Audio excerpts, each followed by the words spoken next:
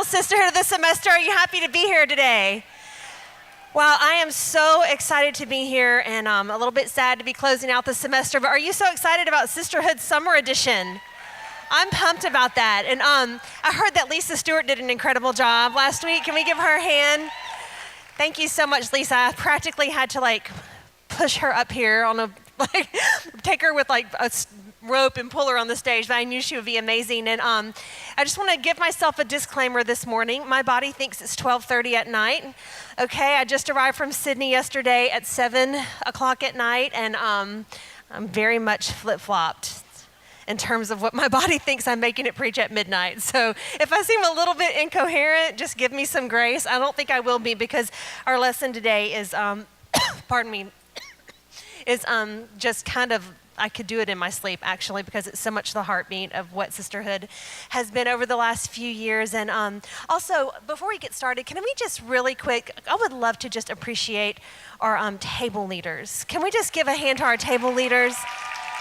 Thank you so much for everything that you have done. They are here week in and week out and really carrying the ministry of that's going on, just the one-to-one ministry that's happening here at Sisterhood. And the part that I carry is the word and the message and the vision over it, but the part that they carry is the part that is the day-to-day, day in and day out, just touching lives and praying for people and caring for people, and neither part could exist without the other. And so I recognize the part that they play and the vital contribution that they make. And also, can we just give a hand to all of our volunteers who come here every day? Thank you so much. We're so grateful for your service. There are people who set up and tear down, and there's camera workers, and there's sound and audio, and then of course all of you have served in childcare. So it truly takes a team of people to make this happen every week, and I'm so grateful to each of you, because it would make no difference for me to get up here in an empty room and speak a message to nobody, right? So you are what make this happen every week. But also just join me. Let's also welcome our online audience right now. If you're joining us online, we're so happy that you are joining us for the final week of Sisterhood. We're concluding our series this week of the house that wisdom built. And I think it's been one of our best ones so far.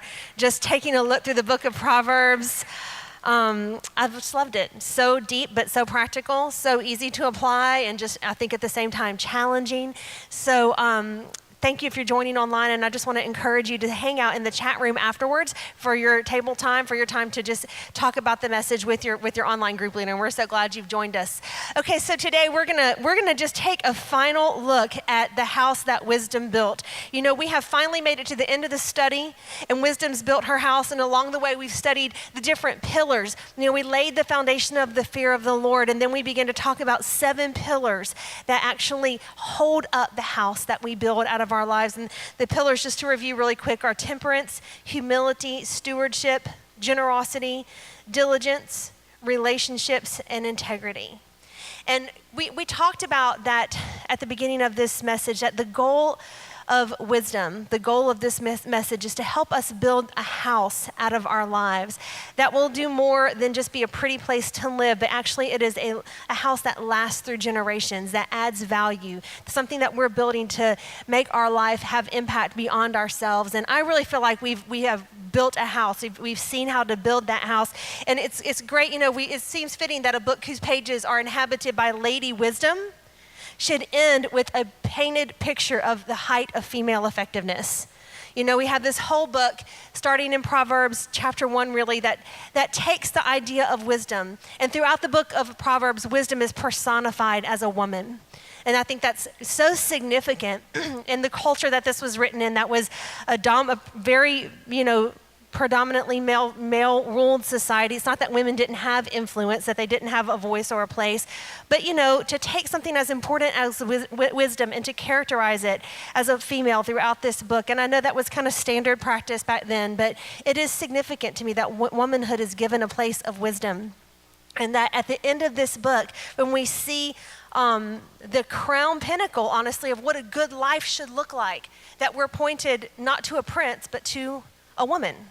And I love it, because I think as women, we actually need, I think it was such a God-breathed, sovereign thing, of course, that God put in his word, a composite picture of womanhood, because if you look throughout the Bible, sometimes it can be a little difficult to pull out those female role models. And it's almost like God put this here as a gift to his daughters throughout generations so that we could see, if you're wondering what a well-lived life looks like, take a look here at Proverbs 31, verses 10 through 31. And we're going to kind of go through, if you'll look in your workbooks, you'll see that I've made this little table out that I thought what we could do is go through those scriptures, Proverbs 31, verses 10 through 31, and kind of read a little section and then pull out some of the pillars that we've seen and we've talked about throughout the study.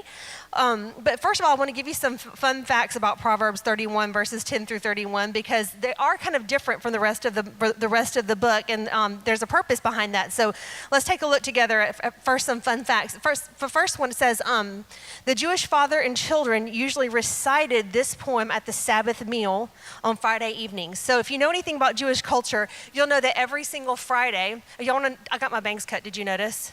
All noticing. Okay, let me well, stop for right now because you all need to hear the story about my hair. I can tell you're like, we're not paying attention until you tell us why you did your hair. Maybe you're thinking that online too, but in this room, online audience, they're all looking at this right here. Okay, so my bangs are accidental, or as you tell your unplanned children, surprise bangs. Okay, So I went to the beauty shop to get my hair done, and the person who normally does my hair forgot to trim my hair. They just left it long, and it was the week before Easter. So on Saturday, I thought I'm gonna go get these, get my bangs just trimmed up. I don't like them pointing at my chin. I like them right here at my cheekbones. All right, what I have of them. I have a round face. So anyway, my normal person was busy and booked up, so I did a walk-in thing, right? Which again, not practicing temperance. I had an impulse moment. I was like, I can't go to Easter with these long, I don't even have bangs anymore. It's just long hair. So I went in, and the dear girl who was, I was like, I just want you to angle my bangs into my cheekbones right here. See how this is? It's long. I just want to do the same exact thing, but just start here instead of here. Okay. Chop straight across. Not even remotely. It wasn't even close, bless her. So, and to her defense, she was dry cutting my hair, which I don't know if that's a skill that necessarily every hairdresser has. So, okay. So she gets halfway to here and says, "Is this what you wanted?" And I said, "Not even remotely. But now you're halfway done, so go ahead and finish." I didn't know what to say. I have Easter services tomorrow, and this is the worst hair crisis I've had since the mullet perm of '85. Okay, after which my 9th grade boyfriend broke up with me. It was a tragic story. And because of this, I rarely ever change my hairstyle because of the mullet perm of '85. So it was literally a mullet perm, okay? But anyway, so she stops here. Well then, poor thing, I can tell that I didn't mean to, but I was totally shocked. And I've totally blown her confidence now. So she's shaking and trying now to somehow make this side curve around my face. So now I've got a straight cut to here and then a tapered cut on this side. She's like, and you part your hair to the side so you can just kind of part this one over. And I'm like, I think we should just commit to the bangs. And we've done it now, and it's good. I started to realize I'm going to have to encourage this girl. She's not going to be able to do it. So I'm like, it's great. I've been really wanting a change in hairstyle, and so I didn't plan on doing this, but yeah, I think it can really work. And let's just go all the way with the bangs. Let's just take it, go all the way. Do your vision. You had an idea, so let's just go with it. And so we did. We escaped successfully with bangs, but I was going to Sydney. Right? So the bangs were a little bit long. They came down to my nose. And that was okay for Easter for one day, but I didn't want to be dealing with that. So another impulsive thing, went back to the same salon. Different hairstylist. And I was like, can you just fix the bangs? And so then she cut them really short. So now I've just got bangs.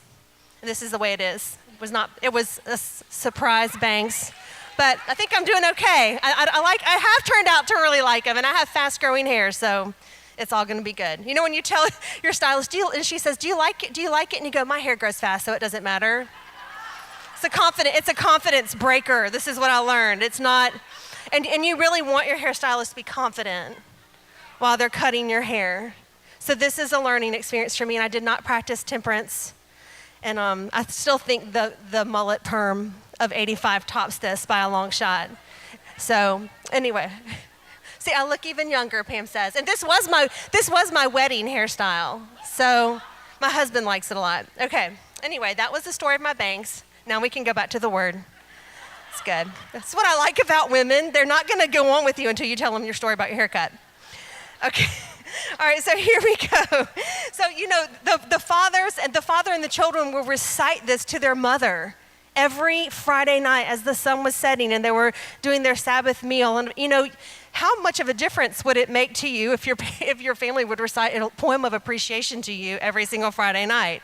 Might help out your confidence a little bit. I told my husband, I was like, I think we should adopt this practice. I think this is one of those Jewish things that should translate into the Christian culture. Okay, so here's another one. The poem is an acrostic, which means in the Hebrew language, each one of these verses, each stanza begins with a letter of the Hebrew alphabet. Okay, so that's kind of cool. I thought that was good. Another thing that's not in your notes here is that the genre or type of poem that this is a heroic poem. It's the format and the method typically used to write poems about warriors.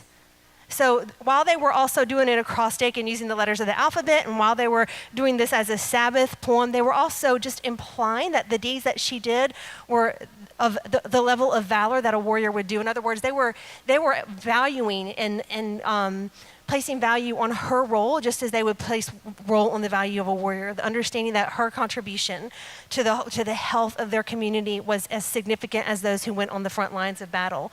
So, we don't ever want to portray this culture as saying that women were worthless. Politically, yes, and economically, it was a very different day, and none of us want to go back and live there, okay?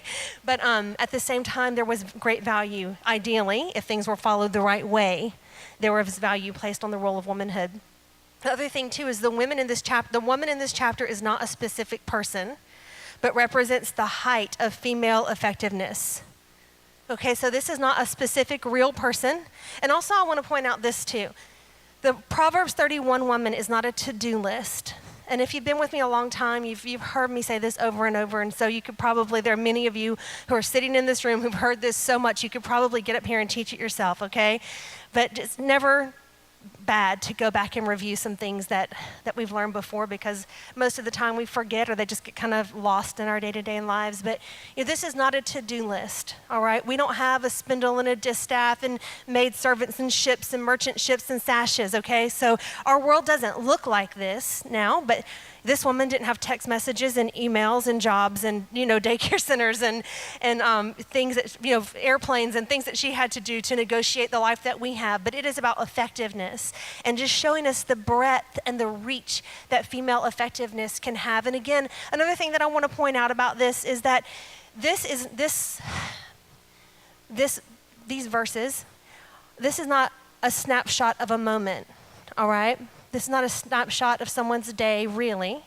But what it really is it's a portrait. If you can think of it as a panoramic, like a mural almost. It's a portrait painted that shows the effect of longevity, a life that is lived day in and day out with excellence, with the fear of the Lord, that is brick upon brick, layer upon layer, day after day, just with that diligence that Cassie talked about, with that integrity that Lisa talked about, time after time, just building this house. That this is not like a moment in a day, but this is a portrait painted across a lifetime of consistency and diligence and the fear of the Lord and stewardship. All of these things done over a lifetime or what this passage represents. And so no matter what season you find yourself in, this verse talks about husbands and it talks about children, because for the typical woman, those aspects and those seasons, eventually present themselves in our lives.